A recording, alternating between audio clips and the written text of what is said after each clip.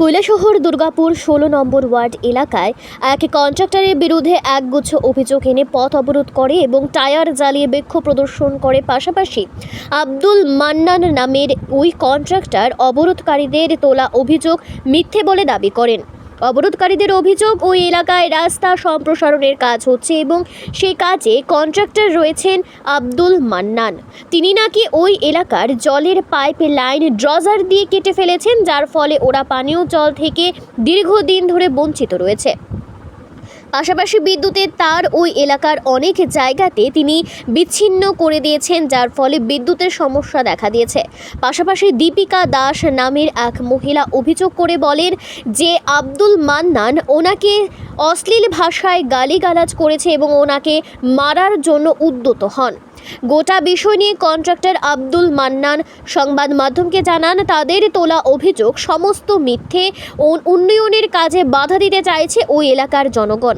রাস্তা সম্প্রসারণের কাজ করতে গেলে স্বাভাবিকভাবে জলের পাইপলাইন এবং ইত্যাদি কেটে যেতে পারে। আমি তা দ্রুততার সহিত মেরামত করে দিয়েছি। আজ দীপিকা দাস নামের ওই মহিলা আমার সাথে ঝগড়ায় লিপ্ত হয় এবং আমাকে অশ্লীল ভাষায় গালিগালাজ করে। তবে যাই হোক, গোটা ঘটনাকে কেন্দ্র করে তীব্র উত্তেজনা বিরাজ করছে গোটা এলাকায়। ঘটনার খবর পেয়ে ঘটনাস্থলে ছুটে আসে কৈলাসহর থানার বিশাল পুলিশ এবং টিএসআর বাহিনী। Bureau report, Tripura news Bangla. দাদা নমস্কার। আজকে সকালে দুর্গাপুর ১৬ নম্বর ওয়ার্ডে পথ অবরোধ হয়েছে। তো সেইখানে একটা দীপিকা দাস নামে এক মহিলা আপনার বিরুদ্ধে অভিযোগ তুলেছে যে আপনি নাকি উনাকে গালিগালাজ করেছেন, মারতে এসেছেন এবং ওরা জল পাচ্ছে না। আজকে দীর্ঘদিন ধরে বিদ্যুতেরও সমস্যা রয়েছে। তো গোটা বিষয়টা নিয়ে আপনার কি প্রতিক্রিয়া?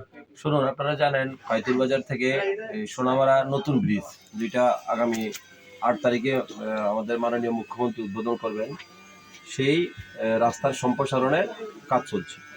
তো রাস্তা সম্প্রসারণ করতে গেলে ইলেকট্রিক লাইন থাকে, জলের লাইন থাকে, এটা স্বাভাবিক। ডিডব্লিউএস এখানে ইনভলভ, ইলেকট্রিক দপ্তর, আমাদের সাই কম্পিউটার, আপনারা জানেন ওদের কাছ থেকে আমরা কোনো হেল্প পাই না।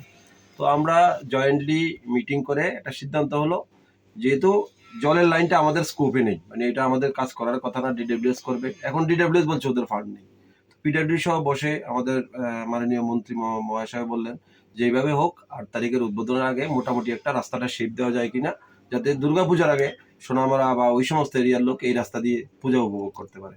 আমরা আমাদের এই কাজ প্রায় ১.৫ বছর আমার সময়সীমা, আমি এখনো ১.৫ মাস অতিক্রান্ত হয়নি। আমি দিনে রাতে আমার টিম লাগিয়ে আমি কাজ করে যাচ্ছি।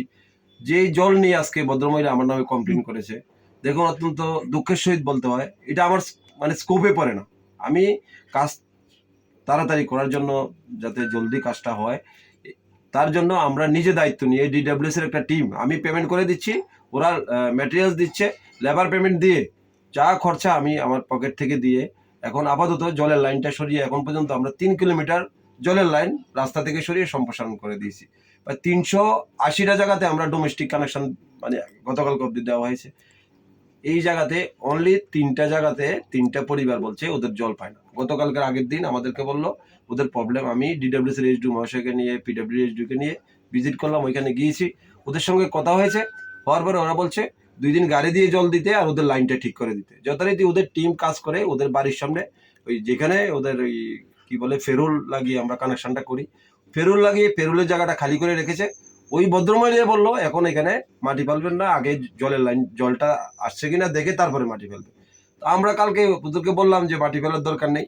আজকে যথারীতি সকালবেলায় আমি যখন রোডের অন্য কাজ চলছে, উনি আমার গাড়ির সামনে দাঁড়িয়ে বলছে আমাকে মানে দাঁড়িয়ে থাকতে, গাড়ি যেতে দেবে। আমি বললাম কেন? বলছে কাজ বন্ধ করে দিন, আমাদের এখানে জল আসে না। আমি বললাম দেখেন, জল আসে না, আপনি ওই দিন বললেন, আমি এইচডিওকে নিয়ে আসলাম, টিম কাজ করছে, বাকি সবাই জল পাচ্ছে, আপনার 3টা প্রবলেম আমরা দেখছি, আর এখন জলের গাড়ি আসছে।